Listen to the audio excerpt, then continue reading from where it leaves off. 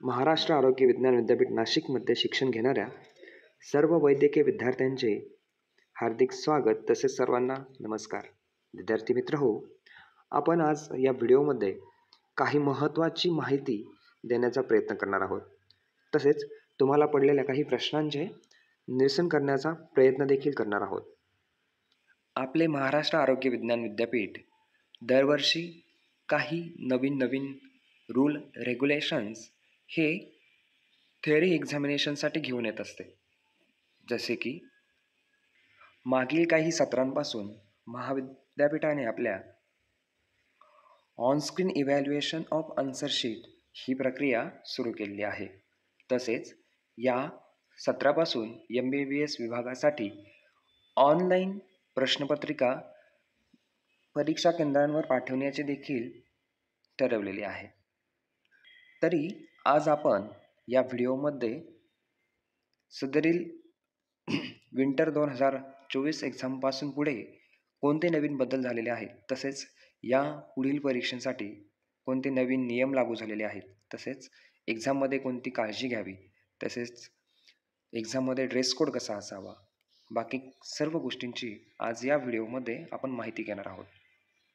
सर्वांनी हा व्हिडिओ लक्षपूर्वक ऐकावा.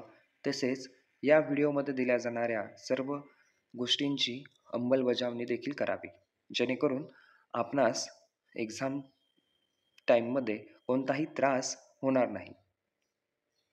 आपण आपल्या व्हिडिओला सुरुवात करूयात.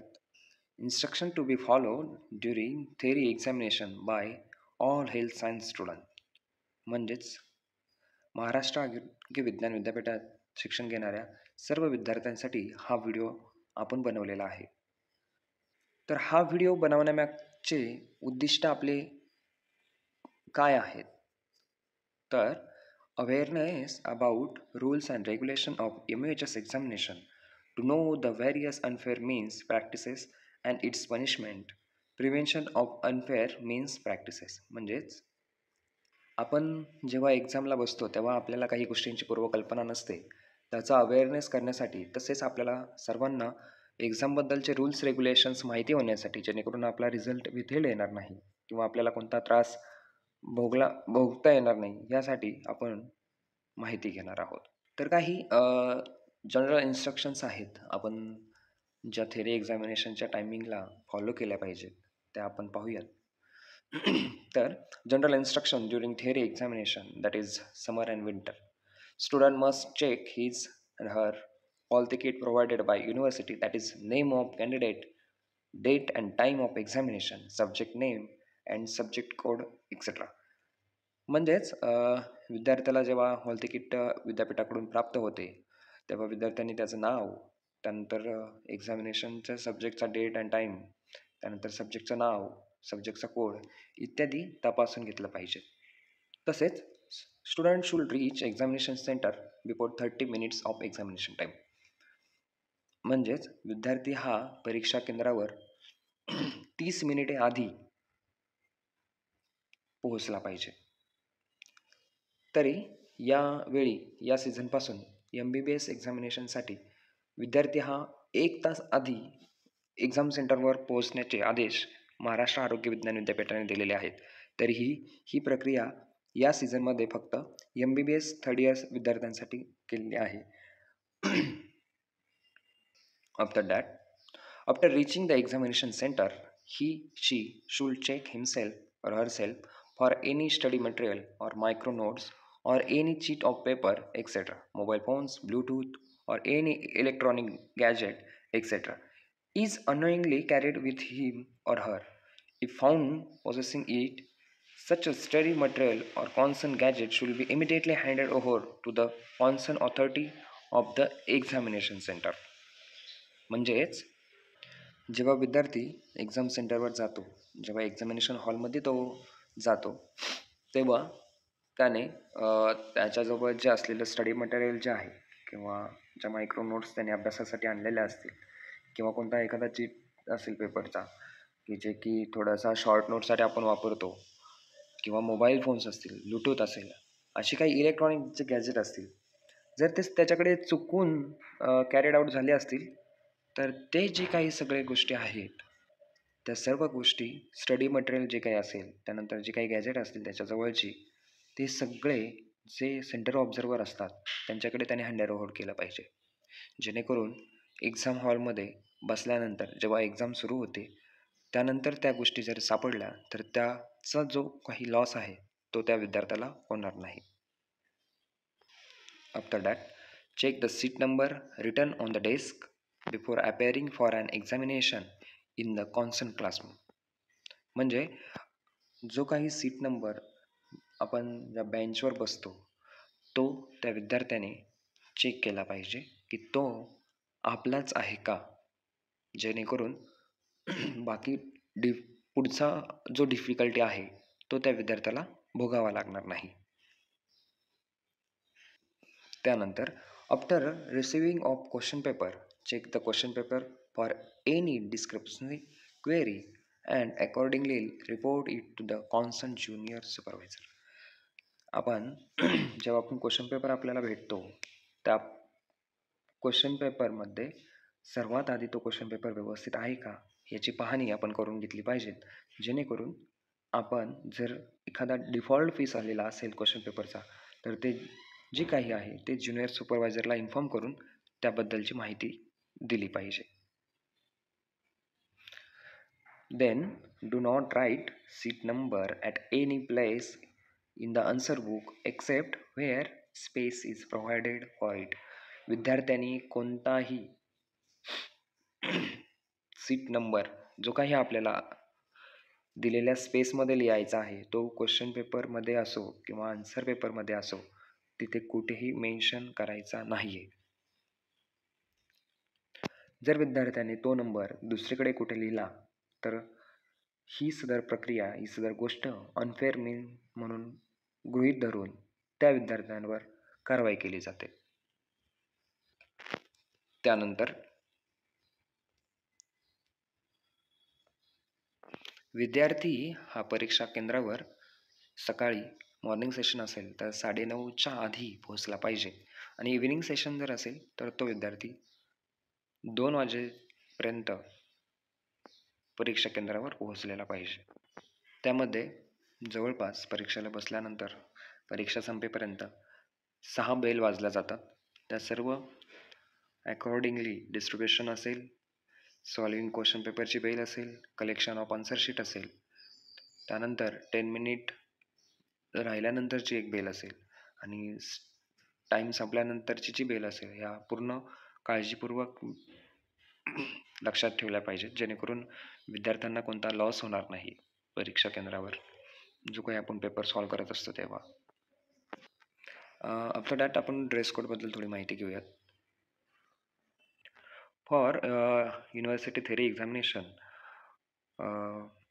ड्रेस कोड जो आपल्याला दिलेला आहे तो हाफ स्लीव टी शर्ट, कोणताही गडद रंगाचा तो नसावा किंवा एकदम जास्त बटन्सवाला नसावा. शर्टला छोटंसं बटन असावं.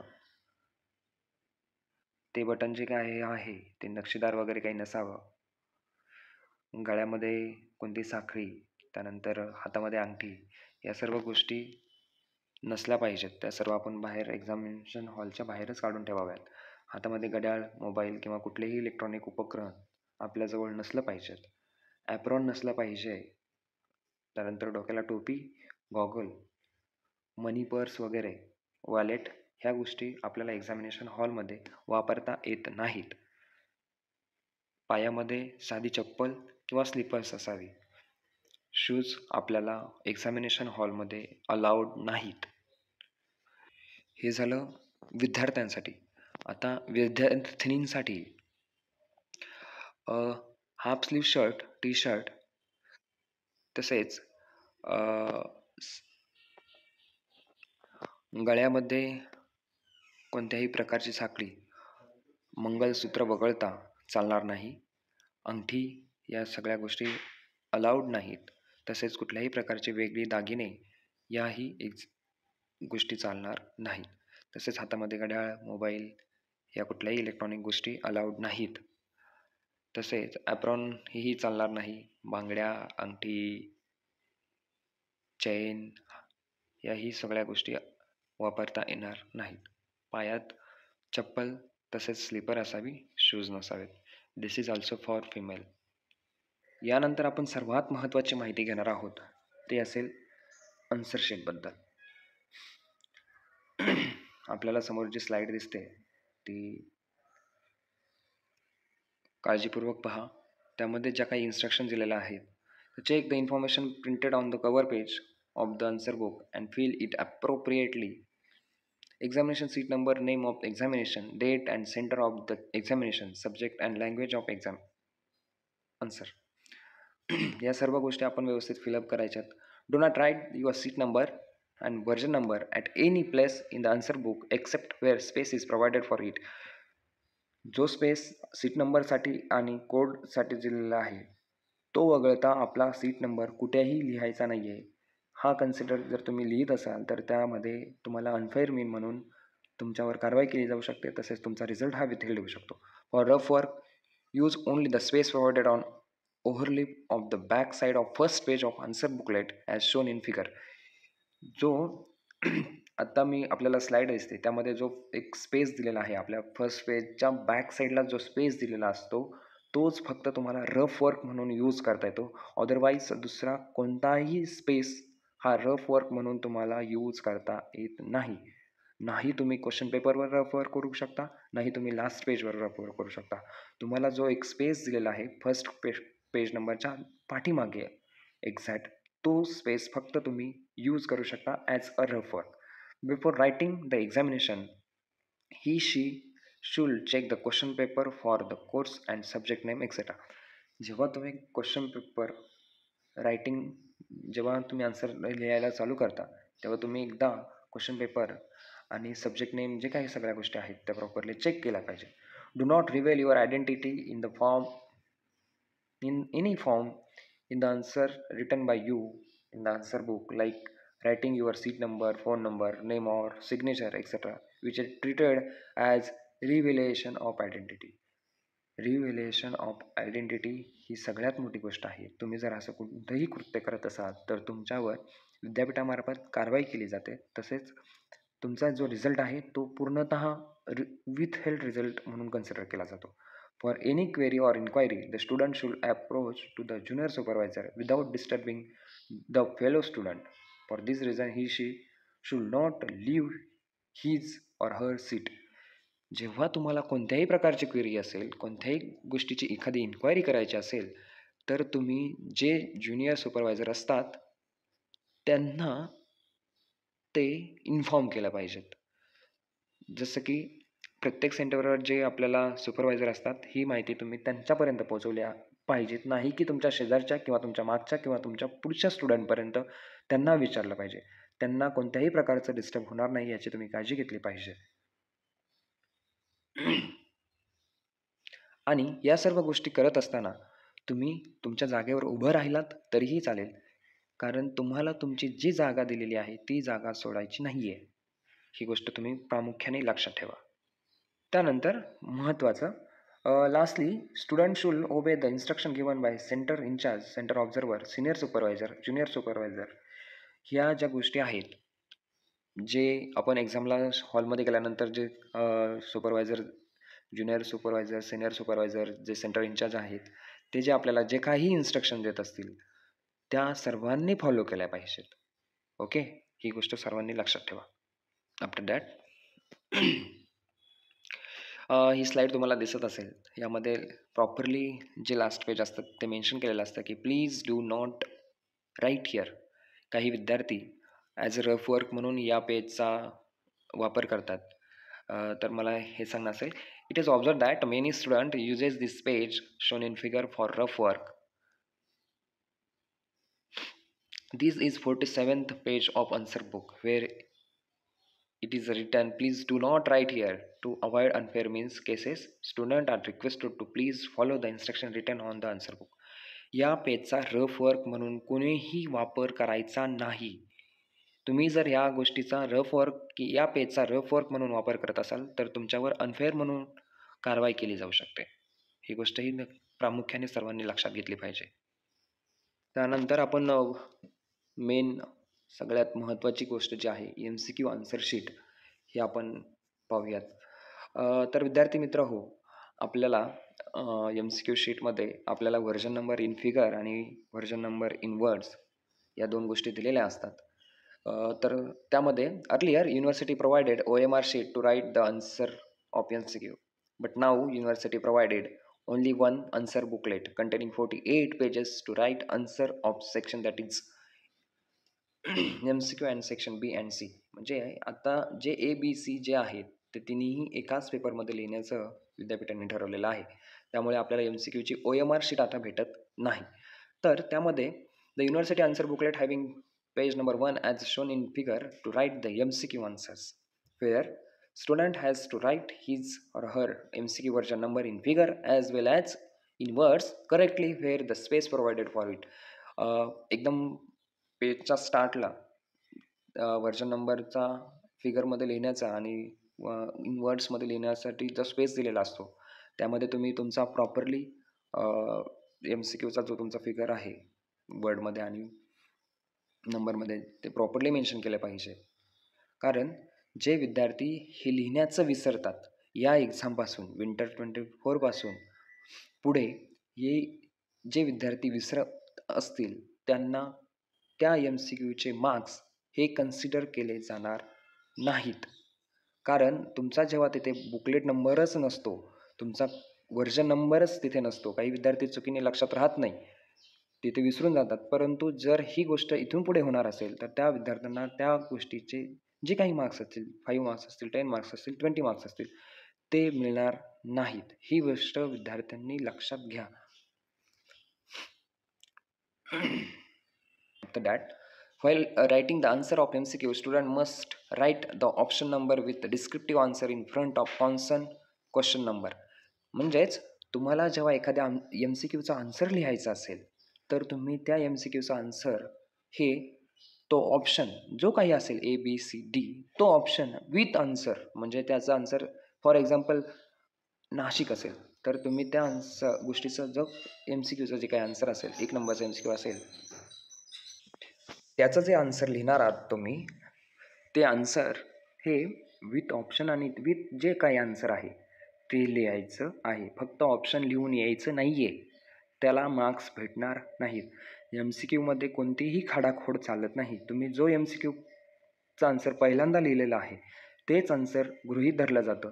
त्यानंतर तुम्ही खाडाखोड केलेलं जे काही आन्सर असेल ते गृहीत धरलं जात नाही. ही गोष्ट सर्वांनी लक्षात ठेवा. For detailed information, student must read the standard operating procedure of MCQ dated 28/10/2023 regarding the procedure to be followed while writing the MCQ answer. 2023 साली जे काही सर्क्युलर निघलं होतं स्टँडर्ड ऑपरेटिंग प्रोसिजरचं फॉर MCQ हे विद्यार्थ्यांनी एकदा पाहावं असे आवाहन विद्यापीठ करत आहे. But not only these, student must read the different standard operating procedures published on university website regarding the examination related to work to avoid mistake and maintain transparency to get work done. म्हणजेच फक्त standard operating procedure for MCQ हेच नाही तर बाकीच्या जे काही आत्तापर्यंत विद्यापीठाने त्यांचे ज्या प्रोसिजर्स आपल्या ऑफिशियल साईटवर रिलीज केलेल्या आहेत त्या सर्व विद्यार्थ्यांनी एकदा पाहाव्यात जेणेकरून विद्यार्थ्यांना कोणतीही अडचण यामध्ये येणार नाही. त्यानंतर एक इम्पॉर्टंट नोट तुम्हाला सर्वांना सांगू शकतो. विथेल्ड रिझल्ट का येतो यामागचं जे काही मेन रिझन आहे ते मी तुम्हाला सांगू इच्छितो. Considering the academic interests of the student who have not been granted the eligibility at the examination, this examination hall ticket is being issued provisionally as a one-time special measure. It should be noted that the consideration of appearance in the examination and further declaration of the result of the student shall solely depend on the final eligibility granted to the student by ARA, DMER and the university. म्हणजे याचा अर्थ असा आहे की विद्यार्थ्याला जरी आत्ता eligibility नसेल किंवा त्याचा डॉक्युमेंटरी कोणता इश्यू असेल तरी त्याला प्रोव्हिजनली आत्ता हॉल तिकीट दिलेलं असतं. परंतु जेव्हा तुमचा रिझल्ट लागतो तेव्हा काही विद्यार्थ्यांचा रिझल्ट हा विथेल्ड येतो. त्यामागचं रिझन हे असतं की तुमचं डॉक्युमेंटरी जे काही काम आहे ते इनकम्प्लीट असतं. ते जोपर्यंत कंप्लीट होत नाही तोपर्यंत तुमचा रिझल्ट हा डिक्लेअर करत नाही विद्यापीठ. त्यामुळे जे काही आत्ता तुम्ही एक्झाममध्ये समजा तुम्हाला आत्ता प्रोव्हिजनली हॉल तिकीट कॉलेजवाल्यांनी इन्फॉर्म करून दिलं असेल, की बाबा आत्ता तुम्हाला आम्ही हॉल तिकीट देतोय. परंतु जेव्हा तुमचा रिझल्ट लागणार आहे, तोपर्यंत तुम्हाला जे काही डॉक्युमेंटरी इश्यू असेल, तो तुम्हाला सॉल्व्ह करायचा आहे. तर तो जो डॉक्युमेंटरी इश्यू आहे, तुम्ही तो रिझल्ट लागेपर्यंत सॉल्व्ह केला पाहिजे, जेणेकरून तुम्हाला रिझल्ट लागायला कोणतीही अडचण येणार नाही. ही गोष्टही देखील सर्वांनी लक्षात ठेवावी. Next slide. तर यावेळीपासून विद्यापीठाने implementation of online transmission of MBBS question paper during winter 24 phase 3 examination. तर ऑनलाईन ट्रान्समिशन जे आहे विद्यापीठाने करायचं ठरवलेलं आहे. आपण स्टार्टिंगलाच याबद्दल माहिती पाहिली की MBBSच्या विद्यार्थ्यांना विंटर 2024ची जी थेरी एक्झामिनेशन आहे त्या एक्झामसाठी मॉर्निंग सेशनला विद्यार्थ्याने करेक्ट 9 AM ला शार्प एक्झाम हॉलमध्ये एंटर केलं पाहिजे आणि इव्हिनिंग सेशन जो आहे त्या विद्यार्थ्यांनी शार्प 1 वाजता दुपारी एक्झाम सेंटरला पोहोचलं पाहिजे. ही गोष्ट MBBS विद्यार्थ्यांसाठी यावेळी आहे. पुढील एक्झामिनेशनपासून ही गोष्ट सर्व विभागातील विद्यार्थ्यांना लागू होणार आहे. The last one, punishment under unfair means cases. जे काही कॉपी केस वगैरे होतात त्यामध्ये विद्यार्थ्यांना ज्या काही पनिशमेंट असतात त्याबद्दल आपण लास्टला थोडीशी माहिती घेऊयात. Annulment of performance of the examinee in full or in part in the examination, म्हणजे त्याचा सहभाग किती आहे यावरून अनफेअर मीन्सच्या गोष्टी ठरवल्या जातात. Disqualifying the examinee for the appearing in an examination of university college or institution for a stipulated period not exceeding 5 years. 5 वर्षापेक्षा जास्त विद्यार्थ्यांना थांबवलं जात नाही, पण 5 वर्षापर्यंत विद्यार्थ्याला एक्झामला बसू द्यायचं की नाही हा विद्यापीठाचा निर्णय असतो, जर तुम्ही काही कॉपी केस वगैरे करत असाल तर. त्यानंतर disqualifying examinee for taking admission to any course in the university colleges or institution for a stipulated period not exceeding 5 years. म्हणजे त्यामधील काळात जर तुम्हाला 4 वर्षासाठी विद्यापीठाने कॅन्सल केलं एक्झामला, तर तुम्हाला त्या पिरियडमध्ये कोणत्याही दुसऱ्या इन्स्टिट्यूशनला तुम्हाला ॲडमिशन घेता येत नाही. त्यामुळे कोणीही कॉपी केस होईल, कुणावरही होईल याची काळजी घ्यावी. कुणीही कॉपी करू नये अशी सर्वांना मी माझ्या साईडने विनंती करतो. तसेच the examinee concern shall be inform the punishment finally impose on him or her in writing by the controller of examination or by the officer authorized by him or her in his behalf under the intimation to the college institution he she belongs to. म्हणजे controller of examination तसेच जे काही officers authorised केलेले आहेत त्यांना, तर ह्या सगळ्या गोष्टी त्यांच्यावर डिपेंड असतात की ते पनिशमेंटच्या ज्या काही गोष्टी आहेत त्या फायनली इम्पोज कशा प्रकारे केल्या जाणार आहेत. त्यामुळे ह्या गोष्टीची सर्वांनी काळजी घ्यावी की कॉपी केस आपल्याला करायची नाही आहे, आपल्यावर होऊ द्यायची नाही आहे आणि आपल्यामुळं दुसऱ्या कोणावर कॉपी केस होईल याची आपण काळजी घेतली पाहिजे की ही गोष्ट कोणालाच त्रासदायक ठरली नाही पाहिजे. ओके. तरी या व्हिडिओमध्ये आपल्या सर्व प्रश्नांचे उत्तर आपल्याला मिळाले असेल अशी आशा करतो. तसेच आपल्याला येणाऱ्या अडचणी आपण कमेंट सेक्शनमध्ये आम्हाला सांगाव्यात, जेणेकरून आपल्या सर्व प्रश्नांची उत्तरं आणखी जर काही राहिले असतील तर त्याच्या आम्ही तुम्हाला देऊ शकू. आणि सर्वांचे आभार. सर्वांनी हा व्हिडिओ काळजीपूर्वक ऐकला असेल अशी आशा करतो आणि